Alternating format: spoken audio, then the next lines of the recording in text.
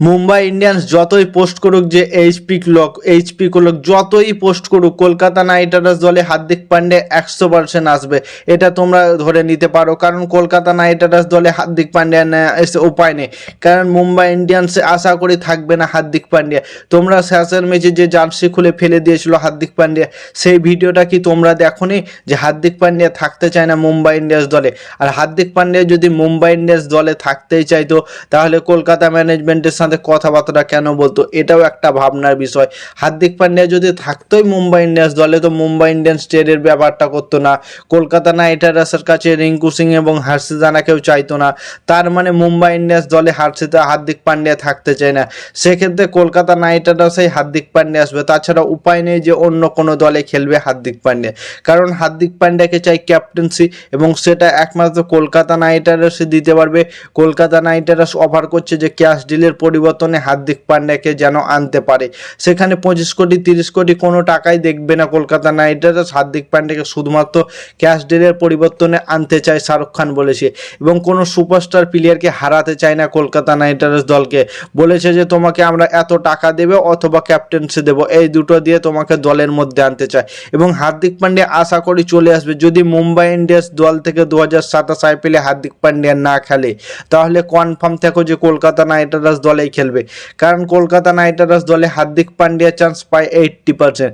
যে কোনো দলে যাওয়ার আগে ভাববে হার্দিক পান্ডিয়া যে আমি চেন্নাই সুপার কিংসে যদি যাই, সেখানে ঋতুরাজ গাইকেট ক্যাপ্টেন আছে, সেখানে গিয়ে যদি আমি ক্যাপ্টেন্সি নিয়ে, তো সেম পজিশন হবে মুম্বাই ইন্ডিয়ান্সের মতো। মুম্বাই ইন্ডিয়ান্স যেমন রোহিত শর্মাকে হটিয়ে হার্দিক পান্ডিয়াকে ক্যাপ্টেন্সি দিয়েছিল এবং হার্দিক পান্ডিয়া অনেক হেড পেয়েছিল, সেই রকম সেম সিচুয়েশন হবে যদি ঋতুরাজ গাইকটকে হটিয়ে হার্দিক পান্ডিয়াকে ক্যাপ্টেন্সি দেয়, সেখানে হেড পাবে।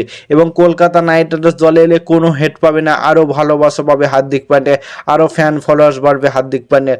কারণ কলকাতা নাইট রাইডার্স চালছে একটা ইন্ডিয়ান সুপারস্টার প্লেয়ার এবং একটা দুর্দান্ত ক্যাপ্টেন্সি প্লেয়ার, এবং সেই রকম প্লেয়ারের মধ্যে ট্যালেন্ট আছে হার্দিক পান্ডিয়ার মধ্যে। হার্দিক পান্ডিয়া একজন অলরাউন্ডার প্লেয়ার, গুজরাট টাইটান্স থেকে 2 বছর ক্যাপ্টেন্সি করেছিল, 2 বছরই ফাইনালে নিয়ে গিয়েছিল গুজরাট টাইটান্সকে, 1 বছর চ্যাম্পিয়ন করেছিল এবং 1 বছর রানার্স করেছিল। সেখান থেকে হার্দিক পান্ডিয়ার মধ্যে অনেক ট্যালেন্ট আছে।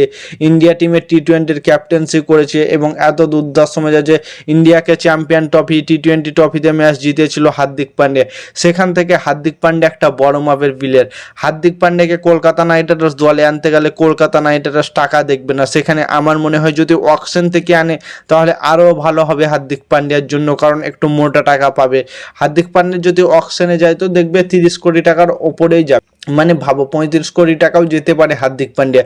কলকাতা নাইট রাইডার্স দলে 35 কোটি টাকায় ধরো এবং ক্যাপ্টেন্সির অফারে চলে আসবে হার্দিক পান্ডিয়া, এরকম একটা ট্রেড নিউজ আসতে পারে। এবং কলকাতা নাইট রাইডার্স যদি হার্দিক পান্ডিয়া না আসে, তাহলে ভাবো মুম্বাই ইন্ডিয়ান্সে খেলবে। মুম্বাই ইন্ডিয়ান্স পোস্ট করছে কয়েকটা ক্লক বলে, এইচপি পাওয়ার ক্লক, সেখান থেকেও বোঝা যাচ্ছে না যে মুম্বাই ইন্ডিয়ান্স হার্দিক পান্ডিয়াকে ছাড়তে চাইছে কিনা। কিন্তু যদি হার্দিক পান্ডিয়া, তোমাদেরকে তো বললাম 2027 আইপিএলে কোনো অন্য দল থেকে যদি খেলে মুম্বাই ছাড়া, তো কলকাতা নাইট রাইডার্স দল থেকে খেলবে। এবং হার্দিক পান্ডিয়া এলে কলকাতা নাইট রাইডার্সের প্লেইং 11 কেমন হবে দেখো। ফিনিয়ানের সাথে সাত্তাক রঞ্জন ওপেনিং করবে, কি দুর্দান্ত মেজাজে খেলছে দুজন।